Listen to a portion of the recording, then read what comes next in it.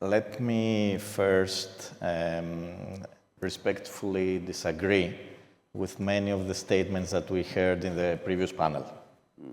And there were some very correct words that were mentioned. It was competitiveness, it was realism, it was pragmatism. And if we want to be realistic and pragmatic, and let's see the reality. And what is the reality? That renewable energy, wind, solar, together with storage these days, is the lowest cost of the option we have today to generate energy at the lowest cost all around the world. This is climate friendly because, as it was mentioned, we live now the consequences of the climate change. The climate change is here. And also it's geopolitically safe. Every country generates the energy they need in the country, without imports, without exports, and stuff like this. Some of them may be needed for balancing purposes, but the core generation happens in the country. So why we are here now to target the climate change, the energy transition targets? Because this is maybe the easiest way to cover the fact that the policymakers have failed.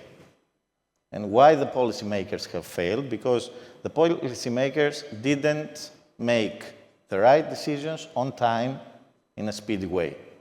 The policymakers tackled only a part of the problem. And the part of the it's like saying I'm going to reform the transportation sector and I'm going to buy new wheels for the buses of a city. This is what happened in energy. Because there should have been an holistic approach there.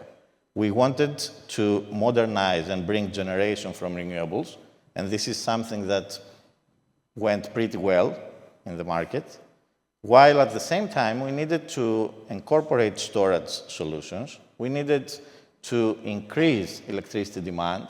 We needed to accelerate electrification.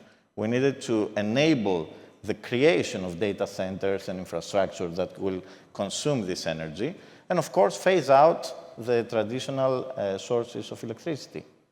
But we only did one of these 6, 7 parts in a kind of I would say, appropriate, timely way. So we cannot blame today renewables or the turn into climate change for the lack of competitiveness of Europe, for example, because this is a talk of the town in Brussels. And they try to compare themselves with other countries that have, at the same time, different means to achieve competitiveness. I mean, everybody wants to be as good in quality and speed with China, but nobody wants to live in China. Everybody wants to become like the US, but nobody wants to exercise power like the US, or even in labor, have employment at will and work for 20 years and get fired in one day without compensation.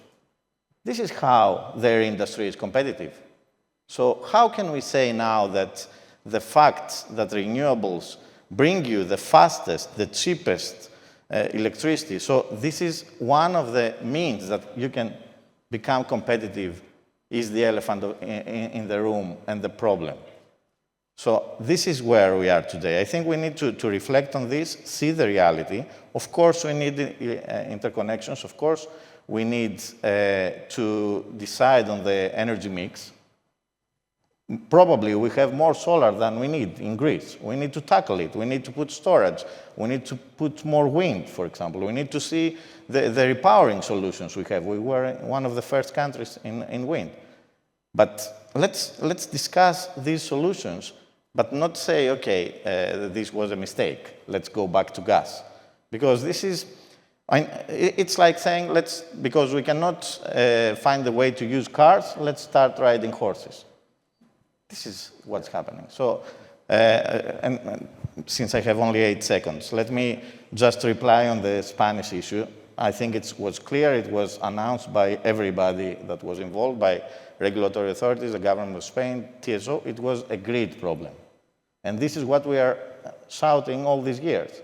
The grid must be modernized in every country, and of course in the interconnection between the countries. Thank you.